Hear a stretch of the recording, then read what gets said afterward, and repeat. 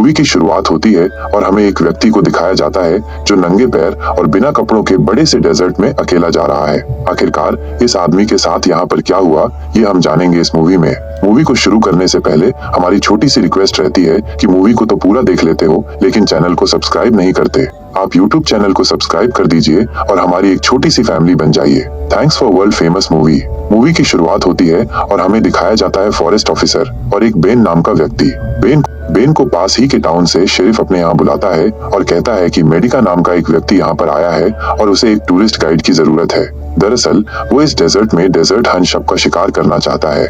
वो बहुत बड़ा बिजनेसमैन है जो कि लॉस एंजलिस में रहता है। डेजर्ट हंट को ढूंढ पाना जिसका शिकार करना बहुत मुश्किल है, इसीलिए अब वो बेन को हायर करना चाहता है जिसके बदले बेन को वो एक दिन के $1000 देगा।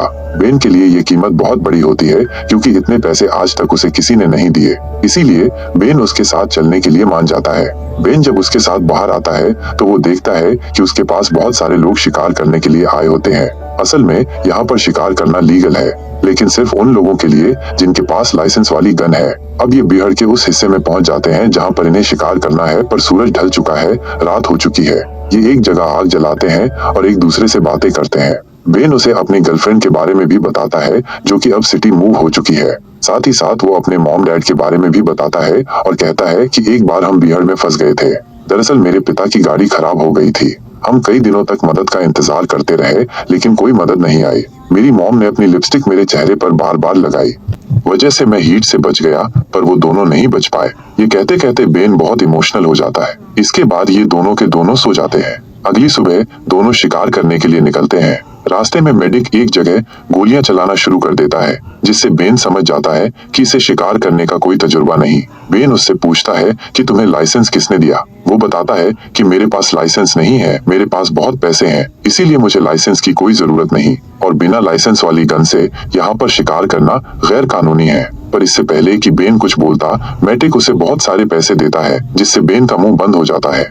और अब ये दोनों के दोनों एक चट्टान की चोटी पर जाते हैं जहाँ से बेन दूरबीन से शिकार को ढूंढ रहा होता है। बहुत देर तक उसे कोई शिकार नहीं दिखता, साथ ही मैटिक बार बार उसे डिस्टर्ब कर रहा होता है और तभी अचानक मैटिक एक तरफ गोली चला देता है।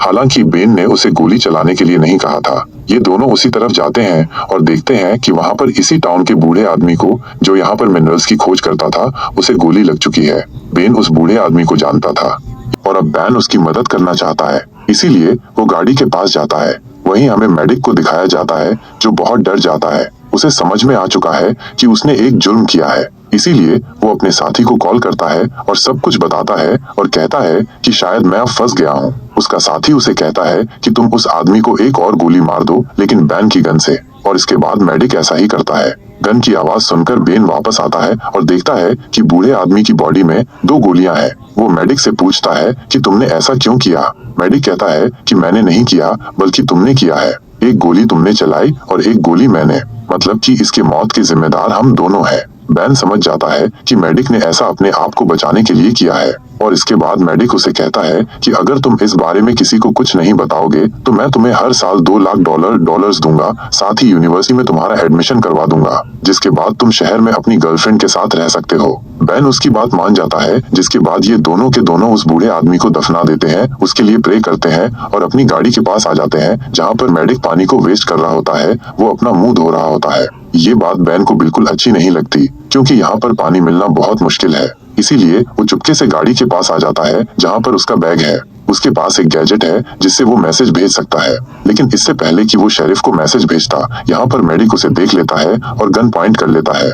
मेडिक कहता है कि तुम्हारे और मेरे बीच में एग्रीमेंट हुआ था जिसके मुताबिक तुम इस बारे में किसी को कुछ नहीं बताओगे, लेकिन तुमने उस एग्रीमेंट को तोड़ दिया, जिसके बाद वो उस गैजेट को तोड़ देता है। साथ ही साथ वो उसे कहता है कि तुम अपने कपड़े उतारो। बेन को ना चाहते हुए भी उसकी बात माननी पड़ती है।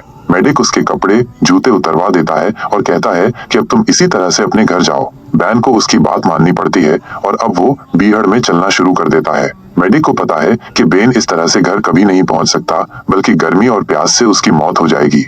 जिसके बाद उस बूढ़े आदमी जिसका नाम चार्ली था, उसकी मौत का इल्जाम भी बेन के ऊपर आ जाएगा, क्योंकि उस बूढ़े आदमी की बॉडी में एक गोली बेन की भी है। इसलिए पुलिस को लगेगा कि बेन उसे मारकर भाग रहा था और रास्ते में भूख और प्यास की वजह से वो मर गया। अब बेन धीरे धीरे आगे चलने लगता है। उसके सामने एक बोर्ड आता है जिस पर वो एक नंबर को पढ़ता है। मेडिक दूर से उसे दूरबीन से देख रहा होता है। दरअसल वो तब तक उसका पीछा नहीं छोड़ेगा जब तक उसकी मौत ना हो जाए। बेन लगातार आगे बढ़ता ही चला जाता है और जब उसके सामने पोल नंबर 277 आता है तो वो भागकर चट्टान में कहीं गायब हो जाता है। मेडिक ये देख लेता है और अपनी गाड़ी लेकर उसी तरफ बढ़ चलता है जहाँ पर बेन गायब हुआ है। वहाँ पर पहुंचकर वो देखता है कि बेन आसपास कहीं नहीं है। दरअसल बेन इन्हीं चट्टानों में बनी हुई एक गुफा के अंदर चला जाता है जो एक तरह का बंकर होता है और ये बंकर उसी बूढ़े आदमी का है जिसे गोली मारकर मेडिक ने मार दिया था। यहाँ पर खाने पीने की सप्लाई भी होती है। बेन सबसे पहले पानी पीकर यहाँ पर अपनी प्यास बुझाता है। यहाँ पर बहुत सारी फोटोज हैं और इन्हीं फोटोज में से एक फोटो बेन की और उस बूढ़े आदमी की है। दरअसल बेन उसे बहुत सालों से जानता था। बेन उसे माफी मांगता है कि मैं तुम्हारी जान नहीं बचा पाया, लेकिन तभी बेन को एहसास होता है कि इस गुफा के अंदर कोई आ रहा है। बेन जल्दी से वहाँ पर लगे हुए एक मैप को अपने पास छुपाकर अंदर चला जाता है। अब यहाँ पर मेडिक आ चुका है। मेडिक को पता है कि बेन यहीं पर है, इसलिए वो यहाँ पर बॉम्ब लगाकर बाहर निकल जाता है और कुछ ही देर बाद बॉम्ब ब्लास्ट होता है जिससे पूरी की पूरी जगह ढह जाती है। और बेन की किस्मत भी अच्छी होती है कि वो पहले बाहर निकल चुका था। वो यहाँ से आगे बढ़ ही रहा होता है कि तभी उसके सामने मेडिक आ जाता है। वो कहता है कि अगर तुम अपने घर जाना चाहते हो तो तुम जाओ, लेकिन इस बार अगर तुमने छुपने की या भागने की कोशिश की तो मैं तुम्हें दूर से ही गोली मार दूंगा। बेन को पता है कि उसके पास जो गन है वो बहुत ज्यादा एडवांस है और दूर से वो उस पर निशाना लगा सकता है। इसीलिए बेन को एक बार फिर से आगे बढ़ना पड़ता है। यहाँ से जो सबसे नजदीकी टाउन है वो यहाँ से 45 मील दूर है।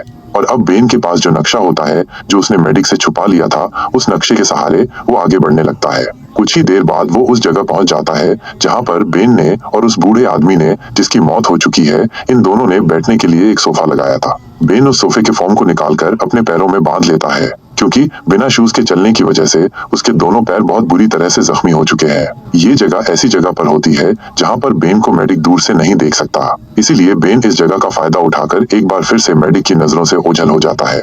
उसके पास जो मैप है उसमें लिखा होता है कि ये खजाने का मैप है और उसको फॉलो करते हुए वो एक जगह पहुंच जाता है जहां पर क्रॉस का निशान होता है। वो उस जगह को खोदता है जहां पर एक बॉक्स होता है और जब वो उस बॉक्स को खोलता है तो उसमें एक स्लिंग शॉट और कुछ मार्बल्स होते हैं। वो उन्हें निकाल कर अपने पास रख लेता है। मैप में एक दूसरा निशान भी होता है और जब वो उस दूसरे निशान पर पहुंचता है तो वहां पर जमीन में एक पानी की बोतल गड़ी हुई होती है जिसके अंदर पानी है। उसकी बॉडी पूरी तरह से डिहाइड्रेट हो चुकी है, इसीलिए वो जल्दी से बोतल की कैप खोलकर पानी पीने की कोशिश करता है, लेकिन तभी बोतल पर गोली लगती है जो मेडिक ने चलाई होती है। बोतल दूर जाकर गिरती है जिससे पूरा पानी बिखर जाता है। दरअसल मैप में लिखा होता है कि यह एक खजाने का नक्शा है और ऐसे बीहड़ में पानी से बड़ा खजाना नहीं हो सकता, जो बात बेन शायद पहले से ही जानता था। और अब बेन को एक बार फिर से प्यासा ही आगे बढ़ना पड़ता है। वहीं दूर से हमें मेडिक को दिखाया जाता है जो ड्रिंक बनाकर पी रहा होता है। उसकी नजर पूरी तरह से बेन के ऊपर होती है।